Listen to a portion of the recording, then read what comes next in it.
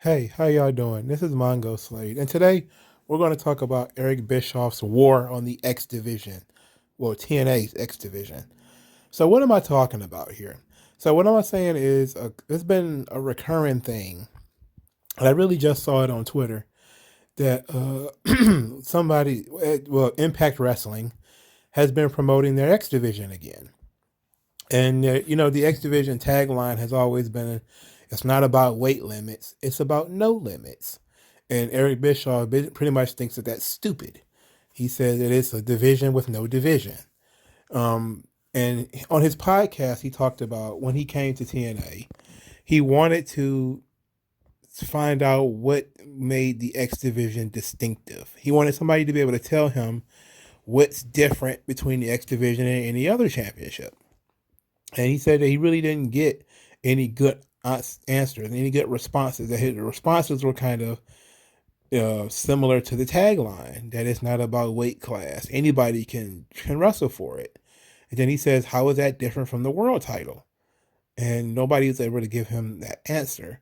And so that's why when he came in, he decided to do the weight class. And he started to say, oh, you have to be, I think it's 225 pounds or something like that. I was just watching recent TNA, and I think that's what the weight limit was, 225 maybe.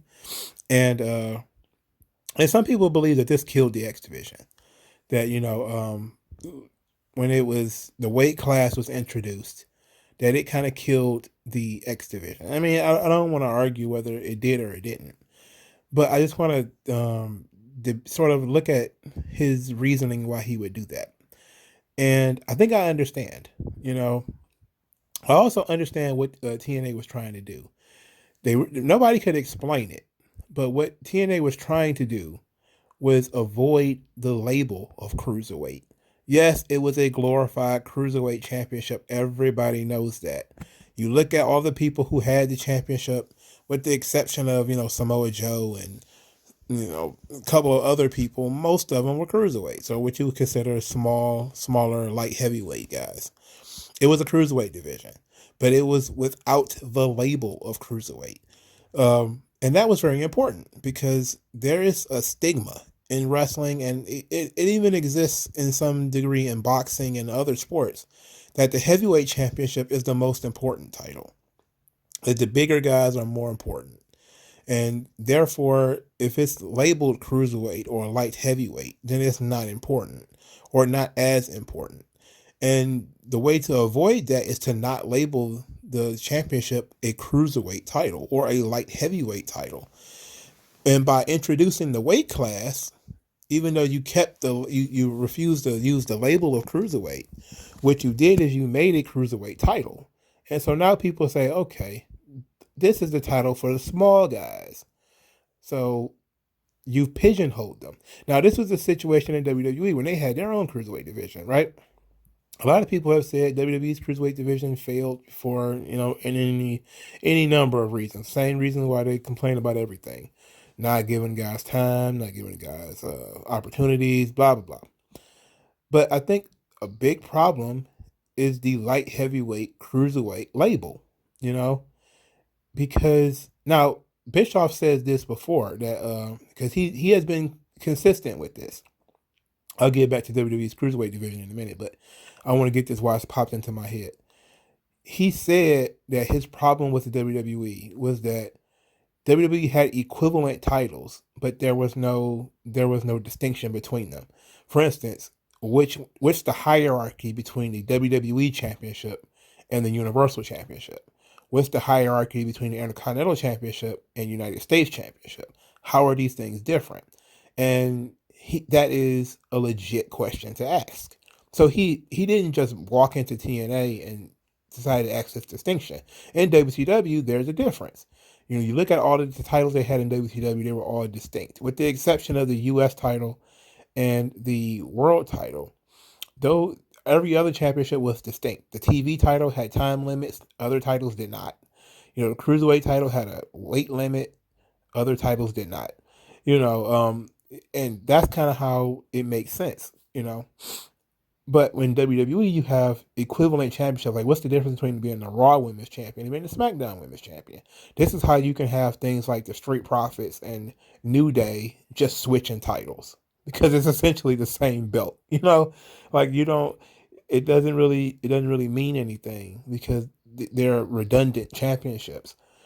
And I understand his concept of not wanting to have a redundant title or a title that doesn't mean anything because you can't explain it, you can't market it. That's very important. Is how do you market the championship?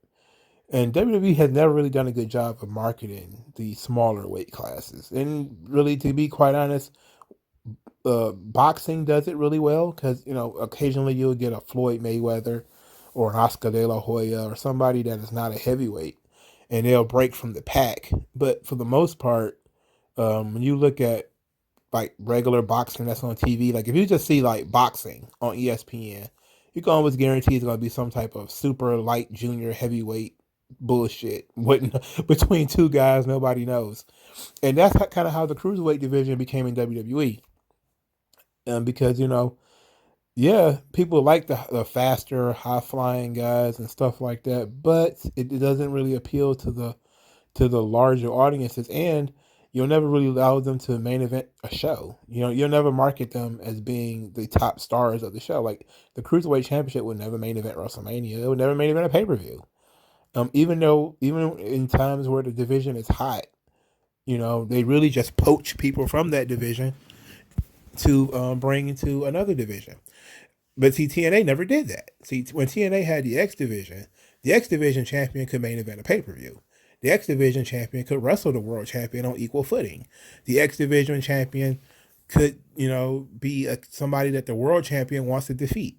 It could be, you could carry both titles at the same time. WWE has never presented a cruiserweight title that way. WCW never did it, and that's part of the stigma because that even exists in Japan and in Mexico, where most of the performers are smaller, and where everybody seems to believe is utopia for smaller wrestlers. They think, oh, you should go win Best of Super Juniors, and it's like, well, you do realize that those guys are still fighting the whole cruiserweight, the junior division stigma. Will Ospreay is doing it right now. He keeps going on and on about how he's a heavyweight now, and he's a heavyweight now. And Takahashi, I want to be the first junior heavyweight champion or something like that. It's been going on for years. It doesn't change. When you have smaller guys, they are stigmatized. And when I was about to call him Neville, when Pac left WWE, and he started talking about being segregated. He basically meant being king of the cruiserweights. It was nice and all, but they weren't going to move him up the card. He was always going to be in the opening match or within the first two matches. He was never going to allow to be the main event of the show. He was never going to be allowed to be the main, the focal point of the show. So what is the purpose of the cruiserweight division? It is to be the glorified curtain jerkers. That's your job. You jerk curtains. And I've never seen a boxing event where the heavyweight title was defended first and then the light heavyweight championship or whatever the hell was the main event. For starters, they like to keep boxing shows put together in a way where that would never happen anyway. Like you would probably never get the heavyweight champion fighting on somebody's undercard. They would never really do that. But you catch my drift. Is that it's all about marketing. Eric Bischoff did not see how you can market the X division as a division with no division. That doesn't make any sense. So he tried to make it a marketable division by saying, hey, this is a weight class. This is a specific spot for certain types of performers. And then in doing that, he ended up putting them in a gutter, or you might call it a wrestling ghetto.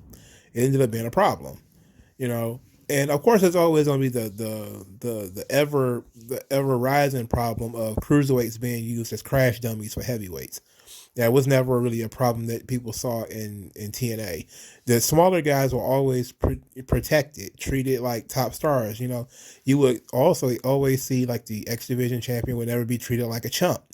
Unlike in WWE, where the cruiserweight champion might get bumped around, thrown around, beat up, or whatever, or just plain ignored, like he doesn't really exist, like they're doing right now to Santos Escobar. They treat him like he barely exists, and it's always been that way with WWE, and that's why the cruiserweight division will never work. Well, at least it won't work until the mentality changes on what a main event title means. And the women's championship was the same way. It was like that for a long time too. Once they started elevating it, people started taking it more seriously.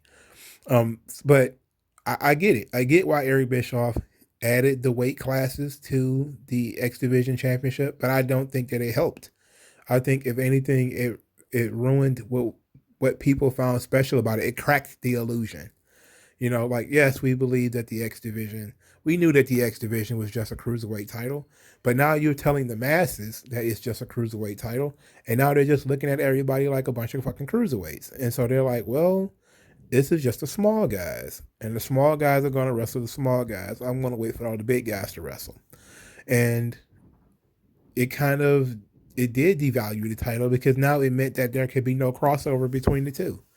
Just like I said, WWE always never did something like we're going to have a cruiserweight champion wrestle the heavyweight champion on equal footing, and like it would have been nice. Like would have been pretty cool just to see like Rey Mysterio standing there with, I mean maybe Eddie Guerrero or Kurt Angle or something like that as the cruiserweight champion and gets to wrestle the WWE champion and look strong even in defeat. That would have been fine. That's the kind of stuff they did with the X Division. But there was the idea that in TNA, the X Division was the signature championship because it was TNA's highest ranking championship that it had it on its own. Because for a long time, the world title, especially during this era that I'm thinking of, well, no, because I think Bischoff came in after the NWA split. But that was pretty much the NWA title, and the X Division title was essentially the TNA championship. But that's just me. That's what I think was going on, and I find it to be interesting because I saw Eric Bischoff basically say that the X Division is dumb again on Twitter, and people have been giving him shit for it. So that's where this video came from. Is that he thinks that their marketing of the X Division as a division with no division is stupid, and I believe I actually agree. I agree. There has to be another way of looking at it, but to some degree, if it's working, why change it? That's kind of the ultimate argument right there. That if it's working, why change it? But let me know what you guys think in the comment section below. Like this video, share it, and subscribe, and I'll talk to you guys later.